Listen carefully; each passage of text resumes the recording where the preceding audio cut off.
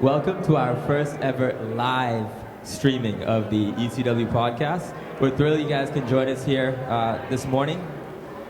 Just if you're not familiar, eCW podcast has started earlier this year in 2014, and it's geared towards providing our customers a unique opportunity to gain further knowledge of the products that we offer, as well as the industry as a whole. For this episode, we welcome two special customers as we cover all things eClinicalTouch. So that's going to be the focus of today's podcast. At the conclusion, as I mentioned, you'll have the opportunity to go ahead and ask your questions. So feel free to go ahead and stick around. And remember, this is going to be a live streaming, so with the questions, etc., we just have to be mindful of that. So without further ado, I'd like to introduce our special guest, Sam Tripoli, who's the training manager, and Dr. Graw, CEO of Righttime Medical Care. Righttime Medical Care has recently celebrated their 25th anniversary and is growing practice in Maryland, providing many new communities with urgent medical care. Also, welcome to the show our host, Cusato, who's going to be the product specialist that's going to be taking us through this. So again, just a little applause here for our guests as they take us through eClinicalTouch. Thank you.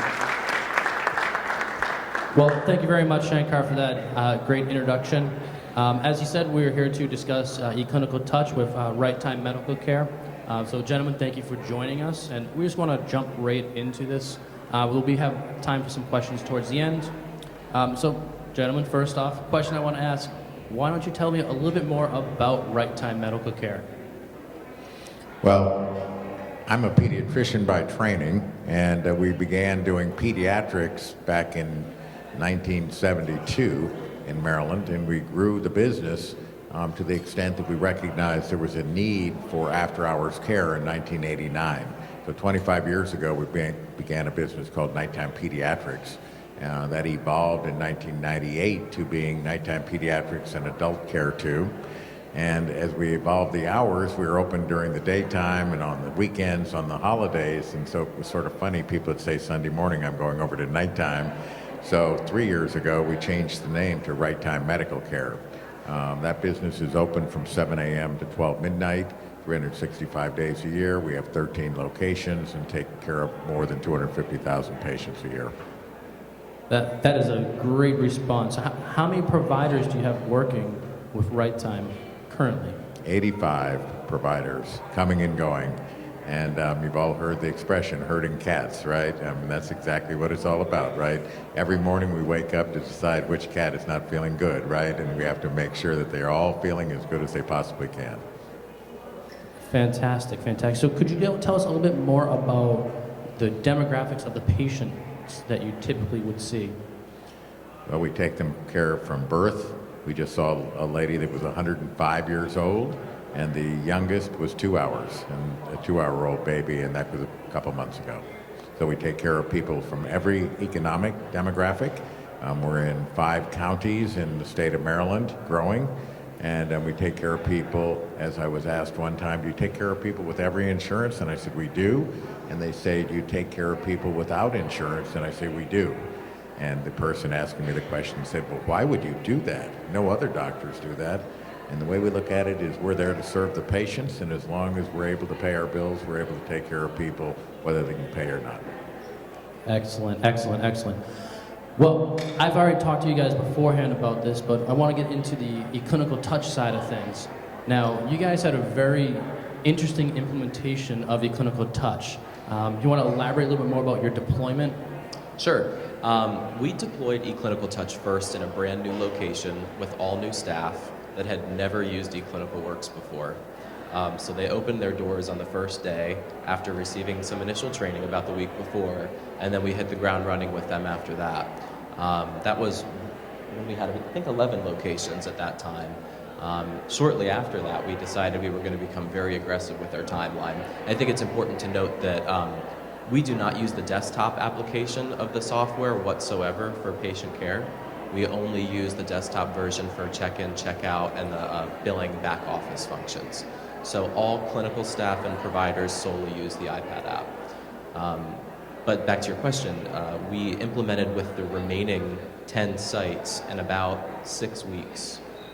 So it was a very aggressive timeline, but we got through it. That is an amazing feat to be able to implement all those locations, to have all of your providers as well as nursing staff use just the iPad, just eClinicalTouch. So what do you think is one of the biggest differences of moving to touch opposed to a desktop situation? I think it changes the whole interaction with the patient. Our providers, they do sit down in the room, but it's not behind a computer desk. They sit down on a stool to talk to the patient. They can have the iPad on their lap, and they can chat with the patient and point and touch. I think it helps with patient interaction and patient engagement. It also minimizes the amount of time that people have to sit and type. We've been very, very thoughtful in the construction of our templates with the iPad in mind. So to minimize the amount of free texting that people have to do, so they can complete their charting a little bit faster. So a very heavy in the templating side for feature-wise, you utilize that. Now, are your nurses are going through and checking vitals, implementing everything directly on there? Mm-hmm. They do all of the medical history, social history, allergies, all the PFISH information, vital signs, any standing orders that might be performed, lab results, all done on the iPad. Excellent. So how has the patient reaction been? Were they surprised to see the providers and the nurses pulling out an iPad opposed to a computer or a piece of paper? You know, I think it was initially, but as time goes by, I think it's just become the norm. Everybody's used to tablets now, so it really hasn't been a factor. Excellent, excellent. Fantastic. So I want to talk about some features. So first and foremost, what would be your favorite feature of eClinicalTouch?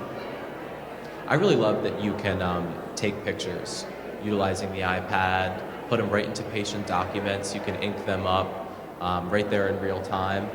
We have a policy. We do a lot of sutures, INDs. We see a lot of lesions and rashes. So we take pre and post repair pictures on every single patient we do a lac repair for. And it's pretty seamless. I mean, the nurse can snap the photo, assign it to the provider. Before the provider even walks into the room, they can order up their suture tray and, walk into the room knowing what they're going to see and how to handle it. Excellent, excellent. Dr. Graw, what would be your response for your favorite feature of eClinicalTouch? I think the flexibility of the system. I don't know whether anybody saw me arriving late, but we have a couple of huddles we do. Every morning we have one at 7:30, and every week we have one with all of our providers. So imagine all of the people in the operations team on a big huddle every morning. We can change our templates on a moment's notice. We can amplify what's being done or modify them, make them more streamlined so that the providers then can understand why we're doing it. So we can be responsive to the providers. It's not a big process. It's like we can make the change, we can notify them of the change, get feedback the next day. So I think that flexibility is wonderful. We have a group of medical directors that take call so they can overlook these records right immediately. When somebody's asking a question, we can look at the photographs and or help them with their discharge planning. Fantastic, fantastic. So both of you alluded to utilizing photographs and pictures inside of eClinicalTouch.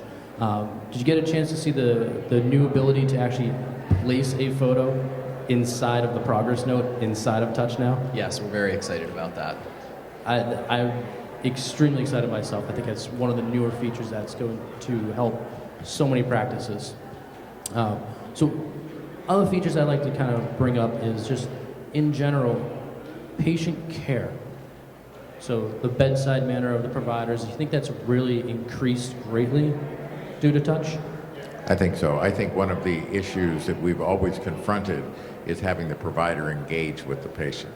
And when we can get them to sit down, call them by name and smile, and have the iPad, which everybody now has, okay, doesn't matter whether you're rich or poor, everybody has some kind of a smartphone or they have an iPad, the kids all have it, they know what it is, and they see, wow, my doctor's really got it. I mean, they're with it, right? And they can sit and go ahead and have that dialogue. And we try to get them to do the entire record in the room. I don't know how you all do it, but we do not want somebody to disengage and say, oh, excuse me, I've got to go do this. You stay right there, you continue talking, and if the patients are, we call them chatterboxes, they quite can't get you to, you can't get them to stop. You say, just 1 minute, I just want to write down everything you're telling me so I can have it accurately in the medical record. We teach them those performance standards, and then at the end they can go over what they've done with their discharge planning. And if they push that button, the front desk gets the record, and they're done.